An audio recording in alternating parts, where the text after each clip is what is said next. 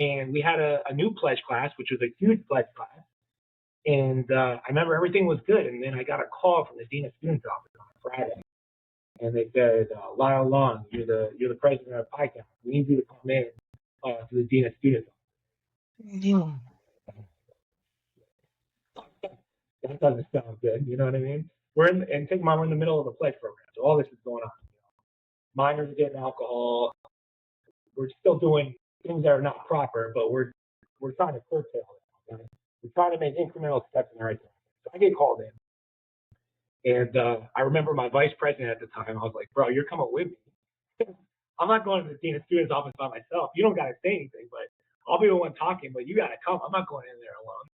And so this is an administrative proceeding, right? So the university can do whatever the hell they want. You don't have any rights. You don't have no rights to remain silent or anything like that. You know, you're a student at the university. You got to go in and answer questions. So I go in there, and they put the tape recorder on the counter. They just like set it down, and they start recording me, and they start interviewing me, and they start asking me questions, very pointed questions. They go, "What's going on? Are you guys still hazing?" I'm like, we used to do that stuff. I'm trying to protect the fraternity, of course, but I'm also trying to protect my candor as well. So, I'm like, they're asking me pointing questions. Is this stuff still going on? And I'm like, well, we used to do a lot of these rituals, like waterfalls with the alcohol and all that stuff, but we're getting away from that. They used to go on. Then they start asking specific questions, which is how I knew that they do. Someone snitched. Yeah. So they go, so tell us about winning. Oh, about that. So I'm trying to protect the fraternity, but at the same time, they already have everything they need. And so what I learned was there was a pledge in the pledge class who was unhappy with something that happened to him. Who was what it is. He couldn't make it through. He was getting picked on, and he told his mom. Mom called the university, and he told them everything that was going on for the week that he was there. So the crazy thing was, for a period of time, we didn't know who it was, right? And we had the pledge class still, but we didn't know who was in the pledge class that was the snitch, right? So was he still in the class? He was still in the class for a period of time, right? He eventually dropped.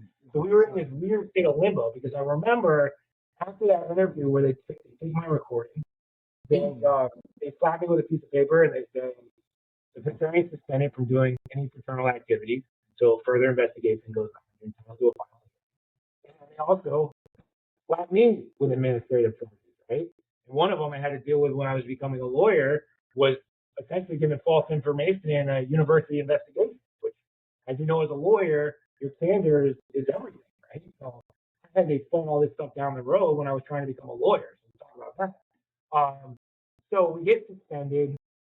We eventually find out who this snitch is. Let's call what it is in the pledge class, right? And so all the brothers and stuff were like, let's kidnap him, or let's do this. I'm like, no, don't do anything. That's only gonna make the situation worse, right? And so I had to hire a lawyer again. Dealing with a lawyer now, dealing with the administrative organization charges, right? It's like I had the criminal justice system against me and Alachua, and then I got the university system. So, I'm laughing now, but going into my senior year, like, I don't know if I'm even going to graduate from the University of Florida. I don't know if I'm going to be expelled. And I'm the leader of this organization. I'm the president, I'm the archivist. Right? So everything that's going on, I'm responsible for at the end of the day. That falls on my shoulders, understandably. So I'm going to take the ball, even though I was trying to change a lot of this stuff. I'm still allowing a lot of this stuff to go on. It's a serious liability, right? And so there were other brothers that were named in this report, right? So there were 10 of us, right, that all had university charges we had to deal with. All had to get lawyers. All didn't know if we were going to graduate. Meanwhile, if we're going back in time, this is University of Florida's heyday in sports. Tim Tebow, Al Horford, Billy Donovan. We got Urban Meyer. I mean, we're living the dream. We got 4 national championships. Let's stop there for 1 second before you continue. Yeah. This is going on where Aaron Hernandez is allegedly potentially offing people. Correct. Yeah. There's. But they're going after the fraternity. Yeah, they're going after the fraternity, exactly. No. So we got all this stuff going on, right? So what happened? So what happened is, of course, I have my lawyer negotiate a plea deal. It became in the papers. I'm in the Alligator and the university papers. Lyle Long, the head of a hazing organization. You know what I mean? It's like XYZ's occurring on the university grounds. Like it was this whole thing. And I again have to tell my parents, like, sorry, I fucked up again, mom and dad, all back to that, so going into my senior year, it was a deal was reached where I had to be suspended for a semester. And the best thing I remember my lawyer told me to do is I had a bunch of credits going into my senior year, so I didn't need a bunch of classes. He said, take some summer classes, just enroll in like one or two. And the deal was that I had to get suspended for a semester. I got suspended for that summer, right? For that class, right?